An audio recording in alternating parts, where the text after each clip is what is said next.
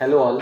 अब जैसे जैसे गर्मी बढ़ रही है और जैसे जैसे पोल्यूशन भी यहाँ पर बहुत है, बहुत सारे लोग हिल्स में अपना एक घर बनाना चाहते हैं, सेकंड होम। वो चाहते हैं कुछ समय वहाँ पर सुकून के साथ बिताएं, अच्छी हवा में, अच्छे पानी में, थोड़ी हाइट पर रहें। तो ऐसे लोग उत्तराखंड की तरफ बहुत आशा भरी निगाहों से देख रहे हैं और अपना एक सेकंड होम बनाना चाहते हैं। बहुत सारी प्रॉब्लम्स भी हैं, आज हम उन सब के बारे में डिस्कस करेंगे। और हमारे साथ मिस्टर विवेक रमन हैं, जो कि हिल्स होम एक्सपर्ट हैं उत्तराखंड में, स्पेशली कुमाऊं रीजन में। तो इनसे हम पूछेंगे कि एक होम बायर को जो सेकंड होम बनाना चाहता है कुमाऊं एरिया में, उत्तराखंड एरिया में, उन्हें किन किन बातों का ध्यान रखना चाहिए और कौन सी वो जगह बहुत अच्छी हैं जहाँ पर वो अपने लिए एक छोटा सा आशियाना डेवलप कर सकता है। अभी विवेक जी से मेरी बात हुई थी तो इन्होंने बताया कि इनका एक प्रोजेक्ट अभी कोसानी में आया हुआ है। कोसानी में आया जी। कोसानी बहुत एक सुंदर जगह है। बचपन में मुझे याद आता है कि एक धर्मवीर भारती जी का एक ठेले पर हिमालय चैप्टर पढ़ा था यूपी बोर्ड में, तो उसमें कोसानी के बारे में बताया था। अब इनके साथ एक बार जाना भी होगा मेरा। तो अभी हम थोड़ा सा डिस्कस करते हैं विवेक रमन जी से, जो कि रियल एस्टेट एक्सपर्ट हैं और बहुत सारे कस्टमर इनके जिन्हें मैं भी जानता हूँ, जिन्होंने इनसे घर लिया है, आज के डेट में बहुत खुश हैं, जाते हैं उत्तराखंड अपनी फैमिली के साथ, अपनी पसंद के पेड़ लगाए हैं और इनका डिस्कशन चलता रहता है। सो विवेक जी, आने के लिए बहुत बहुत धन्यवाद। थोड़ा शुरुआत करते हैं, किस प्रोजेक्ट के बारे में आज हमें बताएंगे? धन्यवाद आशीष जी। पहली बात तो आपने मुझे रियल एस्टेट एक्सपर्ट कहा, माउंटेन्स का। मैं काफ़ी सालों से वहाँ काम कर रहा हूँ और आपने एकदम करेक्टली कहा कि कुमाऊं बेल्ट के बारे में बात कर। तो जो मेरी एक्सपर्टीज़ है वो कुमाऊं बेल्ट की है, उत्तराखंड की। तो उत्तराखंड के बारे में स्पेशली दिल्ली एनसीआर या यूपी बेल्ट के लोग काफ़ी अच्छे से जानते हैं उत्तराखंड के बारे में। बट एक छोटा सा उत्तराखंड के बारे में सब लोग, एक कॉमन है नैनीताल। नैनीताल किसी को पता होगा। नैनीताल मतलब आई थिंक पूरे इंडिया का एक सेंटर है। जी बिल्कुल। नैनीताल तो वो कुमाऊं बेल्ट में ही आता है अपने आप में, है ना। तो हमने जो अपना प्रोजेक्ट स्टार्ट किया है कोसानी में स्टार्ट किया है। तो मैं कोसानी के बारे में थोड़ा सा आपको बताना चाहूँगा कि कोसानी को इंडिया का स्विट्जरलैंड कहा जाता है और उत्तराखंड में सिचुएटेड है कुमाऊं बेल्ट के अंदर, स्विट्जरलैंड ऑफ इंडिया। मतलब अगर मैं स्विट्जरलैंड ऑफ इंडिया कह रहा हूँ तो आप समझ सकते हैं कि मतलब क्या महत्ता होगी उसकी अपने आप में, क्योंकि ये सेंटेंस अपने आप में बड़ा बोल्ड स्टेटमेंट है। और ये लगभग आपका 6000 स्क्वायर फीट सी लेवल से ऊपर है, 6000 स्क्वायर फीट से ऊपर है। तो और अगर हम बात करें इस जगह की, तो यहाँ से आपको क्लियर पीक दिखाई देते हैं, हिमालय, नंदा देवी आपको यहाँ पे एकदम क्लियर दिखाई देता है। जब भी आप हमारे साइट पे आएंगे तो आपको इतना क्लीन पीक दिखाई देगा कि आप इमेजिन भी नहीं कर सकते। और भी इस तरह के काफ़ी पीक्स हैं वहाँ पे जो कि आप देख सकते हैं। और यहाँ पे अगर हम बात करें तो कुछ यहाँ पे टी स्टेट्स है, बड़े टी स्टेट्स हैं। और यहाँ पे जो मतलब महात्मा गांधी जी का काफ़ी बड़ा आश्रम है। महात्मा गांधी जी आप यहाँ पे आए थे और यहाँ पे रुके थे। तो अनाशक्ति आश्रम है ना। तो काफ़ी लोग जो महात्मा गांधी जी को फॉलो करते हैं। तो और ऐसा नहीं है, ये एक ऐसी टूरिस्ट प्लेस है जहाँ से सिर्फ नॉर्थ इंडिया से लोग नहीं आते, क्योंकि मैं काफ़ी सालों से रह रहा हूँ, आता जाता रहता हूँ। तो मैं देखता हूँ कि यहाँ से गुजरात के काफ़ी लोग आते हैं, मुंबई से काफ़ी लोग आते हैं, साउथ से काफ़ी लोग आते हैं। तो ये टूरिस्ट प्लेस एक ऐसी जगह है जो सबको केटर करती है। बिल्कुल ठीक कह रहे हैं। एक चीज़ मैं अपनी तरफ से ऐड करना चाहूँगा, कोसानी का जो सनराइज़ है उसे हमारे देश के सबसे अच्छे सनराइज में से गिना जाता है। मुझे याद है जब मैं कोसानी गया था और अनाशक्ति आश्रम में रुका हुआ था, तो सुबह सुबह अचानक से 4:30-5 बजे मेरी आँख खुल गई। बहुत लोग इकट्ठे हो रखे थे और वेट कर रहे थे सनराइज का। उनकी आवाज़ सुनकर मैं भी बाहर आ गया, मेरी फैमिली भी सब बाहर आ गए और हमने जो सनराइज देखा वो नज़ारा बिल्कुल अद्भुत था। सूर्य की पहली किरण जब त्रिशूल पीक पर पड़ी तो बहुत ही एक अलग ही नज़ारा हो गया था, बहुत सुंदर था और बहुत अच्छा लगा। वो मैंने वीडियो बना के अपने पास रखा। तो मुझे लगता है आशीष जी आप आश्रम में रुके थे, मुझे लग रहा है महात्मा गांधी के आश्रम में रुके थे। तो आप हमारे यहाँ अगर आएंगे तो आश्रम से और ऊपर है हमारी साइड, है ना। और जंगल के रास्ते से होके जाती। तो आई थिंक आपको मैं वो चीज़ दोबारा दिखाऊंगा जब आप हमारे साइट पे आएंगे या हमारे जो भी ऑडियंस है। बिल्कुल। और मुझे याद है कि वहाँ पर भारत में एक कवि हुए बहुत प्रसिद्ध, जिन्होंने प्रकृति के बारे में बहुत लिखा। प्रकृति के सुकुमार कवि उन्हें कहा जाता है।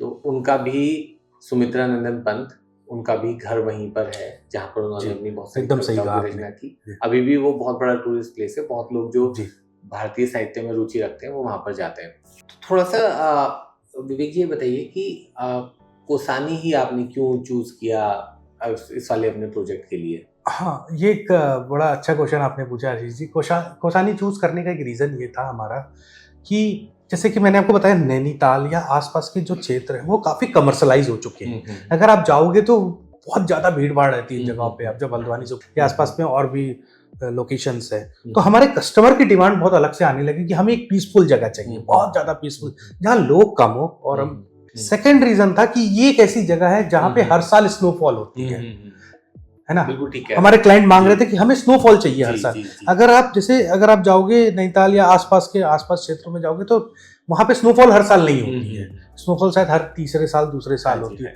बट हमारे यहाँ एक्चुअल, मैं आपको वीडियो भी दिखा सकता हूँ कि नवंबर, दिसंबर, जनवरी तक हमारे यहाँ स्नोफॉल होती है। कोसानी में तो बिल्कुल हर साल स्नोफॉल होती है। तो लोग भीड़ भाड़ से दूर स्नोफॉल के पास, और आज भी जो टेम्परेचर है, आज भी अभी अगर आप गूगल पे चेक करेंगे तो भी 15 डिग्री टेम्परेचर दिखा रहा है। अच्छा। जबकि आप नोएडा में बैठ के हम बातचीत कर रहे हैं, वहाँ 40 डिग्री पे बैठ के बात कर रहे हैं, वहाँ 15 डिग्री का टेम्परेचर है।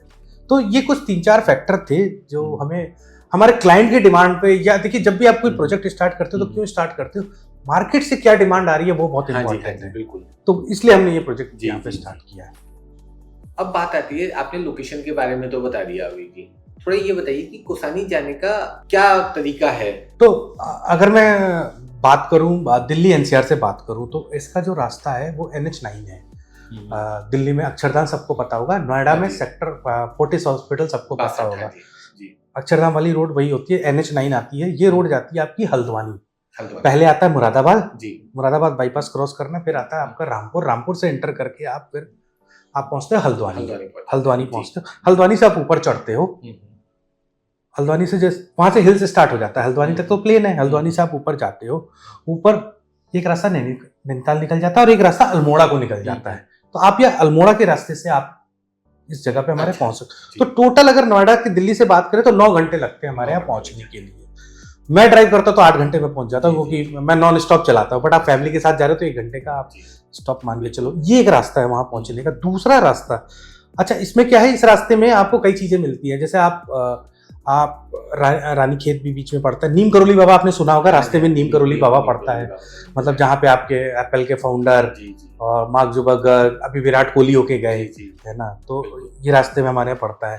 दूसरा रास्ता जो है हमारा, या तो आप इधर से निकल जाओ जिम कॉर्बेट आपको सबको पता होगा, रामनगर जिम कॉर्बेट। तो जिम कॉर्बेट से आप होते हुए रानीखेत होते हुए और फिर आप कोसानी पहुंच सकते हो।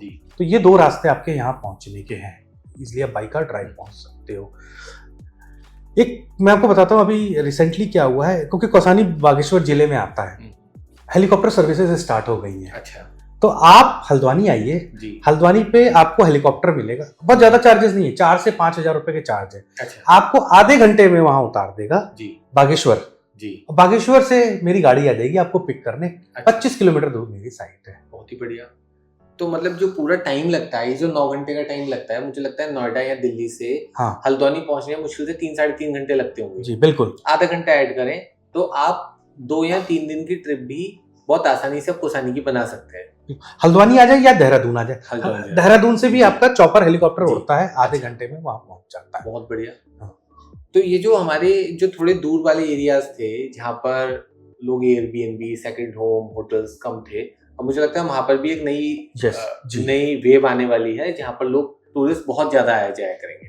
अब इनकी थोड़ा सा ये बताइए, वैसे तो बहुत सारे कस्टमर्स हैं जो पहाड़ में लेना चाहते हैं, आप थोड़ा ये बताइए किस तरीके की प्रोफाइल के लोग सबसे ज्यादा ले रहे हैं आपके प्रोजेक्ट में? देखिए हमारे पास ना आशीष जी बड़ा मिक्स क्राउड आ रहा है इस टाइम। मतलब एक चीज को डिफाइन करना बड़ा मुश्किल है जी। हमारे पास जो आ रहे हैं सेकंड होम, जैसे आपने कहा कि सेकंड होम उनको बनाना है। अभी रिसेंटली हमारे यहाँ से 8 नाली खरीदी है। एक नाली 240 गज की होती है, नाली में बात करते हैं वहाँ पे हमेशा। तो वो अपना छोटा सा रिसोर्ट टाइप बनाना चाहते हैं। वो कह रहे हैं हम वहाँ पे टेंट लगाएंगे और टेंट को 7-8 हजार रुपए पर डे के हिसाब से देंगे। कई लोग हमारे पास आ रहे हैं कि हम साल में पूरे हर टाइम तो जा नहीं सकते वहाँ रहेंगे, कुछ टाइम रहेंगे, बाकी टाइम उसको एयरबीएनबी पे लिस्ट कर देंगे, कॉटेज बना के अपना। कुछ लोग आ रहे हैं हमारे पास में योगा सेंटर खोलना चाहते हैं, वेलनेस सेंटर खोलना चाहते हैं। तो अपॉर्चुनिटी हर तरीके की है वहां पे आपके पास करने के लिए। तो हर तरह की डिमांड हमारे पास में आ रही है। एयरबीएनबी तो अपने आप में है ही कि एक हम्म। रेवेन्यू स्ट्रीम तो उनके पास जी, में जी, है ही जी। कि रेवेन्यू स्ट्रीम करेंगे कोई, क्योंकि कोई भी हर ज्यादा टाइम वहां तो रहेगा ही नहीं कॉटेज में। तो हमारे यहाँ क्योंकि हमारी जमीन बहुत बड़ी है, करीब 250 से 300 नाली जमीन है, इसके अंदर आपके पास योगा सेंटर भी होगा, हाँ जी, क्योंकि जो आपकी कम्युनिटी होगी, जी, कोई योगा सेंटर भी चला रहा होगा, जी। कोई छोटा रिसॉर्ट भी चला रहा होगा, हम्म। कोई कॉटेज भी चला रहा होगा, तो आप सब की एक तरह की कम्युनिटी होगी। तो वो भी एक बहुत बड़ा एडवांटेजेस है इसके साथ में। अभी हमने ऑलरेडी वहां पे टेंट अपना लगा दिया है साइट पे, अच्छा। और कैफेटेरिया ओपन कर दिया है वहां पे। जी, तो आप ये कह रहे हो कि ये एक बहुत अच्छी अपॉर्चुनिटी है अपने लिए, तो एक घर बनाने की, साथ ही साथ उस घर से अलग अलग तरीके से रेवेन्यू जनरेट करने की भी बहुत अच्छी अपॉर्चुनिटी है। बिल्कुल बिल्कुल सही कह रहे हैं आप, जी। बिल्कुल सही कह रहे हैं। अभी विक जी थोड़ा सा एक चीज ये और बताइए कि जैसे दिल्ली एनसीआर का इंसान या लखनऊ साइड का या बाहर से गुजरात से कोई आदमी वहां पे लेता है, तो सेफ्टी का क्या वो है वहां पर कि आपने जैसे प्लॉट ले लिया, वहां पर आसपास कोई घर नहीं है, तो क्या सेफ्टी का कुछ अरेंजमेंट किया रखा है आपने? तो सेफ्टी के पर्पज से मैं थोड़ा सा लीगल स्टेटस में इसको ले जाना हाँ जी, चाहता हूँ। हाँ जी। लीगल स्टेटस का क्या है? एक तो क्लियर लैंड टाइटल है, जी, आप 240 गज तक खरीद सकते हैं, जी, 300 गज मैक्सिमम आप खरीद सकते हैं। और जब आप हमसे प्लॉट खरीदते हैं तो हम आपकी रजिस्ट्री भी कराएंगे, म्यूटेशन भी कराएंगे। आप जैसे हमें 30 से 40% पेमेंट देते हैं, हम आपके प्लॉट की बाउंड्री करने के लिए हम आपको जी, कहेंगे आप बाउंड्री करिए, आप रजिस्ट्री बाद में कराइए, पहले 30-40% पेमेंट करके बाउंड्री कर लीजिए, ठीक है, उससे और बहुत सारी चीजें सॉर्ट आउट हो जाएगी। उसके अलावा जो वो जमीन जो नापने आएगा, हमारे टोटल मान लीजिए हमारे पास 200 नाली जमीन के अंदर आपको हमने एक जगह दे दी, मैप है हमारे पास में, तो उस जगह को एक ऑथराइज पर्सन आएगा, गवर्नमेंट के रिप्रेजेंटेटिव, जो उसको नापेगा वहां पे आके, जिसको हम शायद आप लोग नहीं जानते, अमीन कहते हैं हमारे यहाँ पे, अमीन कहते हैं। तो वो जमीन एग्जैक्टली वहां पे नापेगा, नाप के जाएगा, और आप उसकी बाउंड्री कर लीजिए। तो ये चीजें बाद में आप रजिस्ट्री कराइए, म्यूटेशन कराइए, उसका म्यूटेशन क्योंकि बहुत इंपॉर्टेंट है, दाखिल खारिज। तो ये लीगलिटी हमारी काफी क्लियरिटी कर देता। बाकी हम लोग तो है ही, पूरा लैंड हमारा है ही वहां पे। मेरा एक चीज ये कहना था भाई जी, थोड़ा कंसर्न ये था, आपने लीगली तो कस्टमर साउंड हो गया, क्या ये एक बड़ी कम्युनिटी का पार्ट है जिसपे एक गार्ड गेट वगैरह पे रहेगा? वो मैं थोड़ा जानना चाह रहा था। हाँ, ये एक तरीके से आप देखिए, एक तो ये हम मेन गेट बनाएंगे वहां पे, अच्छा, है ना, वहां पे एक मेन सिक्योरिटी रहेगा, बहुत सिक्योरिटी रहेगा। उससे पहले मैं आपको बता देता हूँ, क्योंकि जब आप मेरे प्रोजेक्ट पे आते हो ना, तो आपको आर्मी एरिया के अंदर से होके आना पड़ता है, तो आपको आर्मी में 2 बार एंट्री करानी पड़ती है मेरे प्रोजेक्ट में आने के लिए। तो मेरा जो प्रोजेक्ट है वो सराउंडेड बाय आर्मी एरिया है पूरा।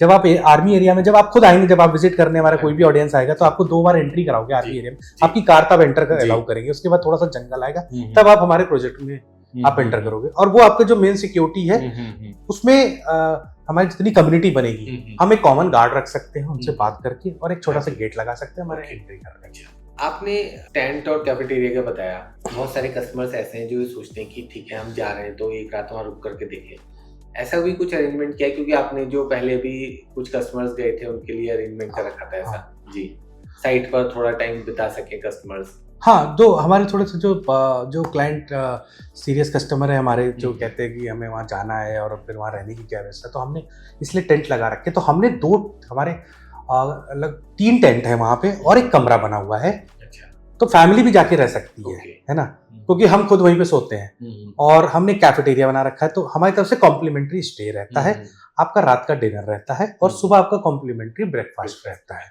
तो आप आ सकते हैं वहाँ पे, आप आराम से रहिए। और विक जी, यहाँ से दिल्ली से कोई जाना चाहे तो कुछ साइट विजिट वगैरह भी आप मतलब फैसिलिटेट करा सकते हैं कस्टमर्स की?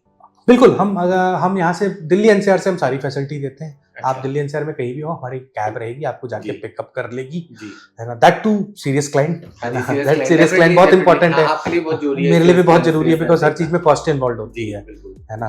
तो सीरियस क्लाइंट के लिए हम पिकअप ड्रॉप इसमें सब कुछ देते हैं। और स्पेशली अभी हमारा ये हमने पूरे मई में ओपन कर रखा है, फ्री पिकअप ड्रॉप, और आपका स्टे मई में ओपन कर रखा है। तो जितने भी हमारे कस्टमर आएंगे, हम उनको मई में ये फैसिलिटी देंगे। अच्छा, हाँ। और विक जी, थोड़ा ये बताइए, प्राइसिंग और साइज का थोड़ा बता दिया आपने, बता दिया कि 240 गज का प्लॉट है। हाँ, प्राइसिंग का थोड़ा और आइडिया कस्टमर्स को दे दीजिए। हाँ, तो थोड़ा सा मैं प्रोजेक्ट के बारे में बताता हूँ कि ये जो प्रोजेक्ट है, तो 200 नाली प्लस 50 नाली और है हमारे पास में, 250 नाली के आसपास में। इसमें हम अंदर 12 फुट की रोड दे रहे हैं। अच्छा, है ना। और प्लॉट दोनों साइड ओपन है, सबसे बेस्ट पार्ट है, दोनों साइड ओपन है, दोनों साइड ओपन प्लॉट है, और सारे प्लॉट हिमालय फेसिंग है। अच्छा, ऐसा आपको कहीं नहीं मिलेगा। मतलब आप किसी भी प्लॉट में रहें आपको हिमालय दिखेगा। हिमालय दिखेगा। और ये जो प्लॉट्स है वो स्टेपिंग स्टोन है, तो इतनी प्रॉब्लम नहीं आती। स्टेपिंग स्टोन पहाड़ बहुत अच्छे होते हैं, जी जी, है ना। नहीं तो जनरली आप देखोगे कि स्टेपिंग स्टोन नहीं है तो कंस्ट्रक्शन में बड़ी डिफिकल्टी आती है। तो स्टेपिंग कंस्ट्रक्शन स्टोन, में भी डिफिकल्टी आती है और हिमालयन व्यू भी नहीं मिलता है, हिमालय सामने व्यू भी दूसरे नहीं का घर मिलता आ है। जाता है। हाँ, हिमालय व्यू जी। भी नहीं मिलता है। तो जो जैसा आपका स्टेपिंग स्टोन पहाड़ आएगा, आप नेचुरल तरीके से उस पर कंस्ट्रक्शन करिए। प्लस हम इसके अंदर आपको बिजली की सुविधा दे रहे हैं। हमारा कुछ महीने में ट्रांसफार्मर लग जाएगा, तो आप सरकारी बिजली आपको मिल जाएगी। अच्छा, पानी हमारा खुद का स्टोरेज है, आप ले सकते हो, सरकारी नल यूज कर जी, सकते जी। हैं। वैसे तो मैं आपको बताऊं, इन जगहों पे पानी और बिजली का कंजम्पशन बहुत कम है। आप बहुत एसी तो कम है। चलाओगे जी, नहीं, हाँ जी, हाँ जी। दिन में लाइट भी नहीं जलाओगे, जी, जी। तो अपने आप बिजली का कंजम्पशन बहुत है। पानी, हम्म, वैसे इतनी ठंडी जगह है तो पानी का भी कंजम्पशन अपने आप में बहुत कम है यहाँ पे। ये सारी बेसिक चीजें हैं। प्लस अगर हम बात करें तो जैसा कि मैंने बताया कि 240 गज, 300 गज आप मैक्सिमम सवा नाली तक खरीद सकते हैं, नॉन उत्तराखंड में। ये एक रूल है, ये पहले भी था, अभी जो चेंजेस हुए उसके बाद भी यही रूल है। और उसमें भी पर फैमिली खरीद सकती है, जैसे हस्बैंड वाइफ मिलके खरीद सकते हैं। तो 300 गज तक आप खरीद सकते हो। तो हमारा जो पर गज का रेट है which is 10,000 rupees per square yard.